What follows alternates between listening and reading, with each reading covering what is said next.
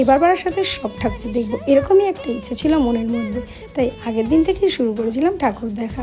আগের দিন মানে রবিবার রাতের বেলা খাওয়া দাওয়া করে 10টা নাগাদ বেরিয়ে পড়েছিলাম। এত রাত করে বেরিয়েছিলাম কেন, যেন বাইক নিয়ে যেতে পারি, কারণ আগের দিন রাত্রেবেলা বাইক নো এন্ট্রি ছিল না, ঢুকতে দিচ্ছিল। আর হেঁটে হেঁটে বেশি ঠাকুর দেখা আমার পক্ষে সম্ভব হয় না। তাই ভেবেছিলাম ওই দিনই বেশিরভাগটা ফাঁকায় ফাঁকায় কমপ্লিট করে ফেলবো।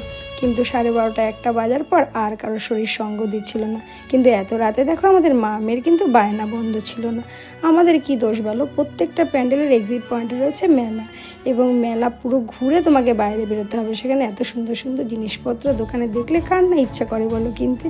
তোমাদেরও কি আমাদের মতো এরকম ইচ্ছা করে? তাহলে আমাকে কমেন্টে জানিও। সব শেষে দেখে নিয়েছিলাম সন্ধানীটা, এখানে করেছিল ইস্কন মন্দির। আর প্রত্যেকটা জায়গায় যেটা ভালো লেগেছিলো সেটা হলো মায়ের মূর্তি। প্রত্যেকটা জায়গার মায়ের মূর্তি খুব সুন্দর হয়েছিল। চলো এবার খেয়ে নিলাম একটা পান, তারপর আলোর উৎসবকে উপভোগ করতে করতে ফিরলাম বাড়ি।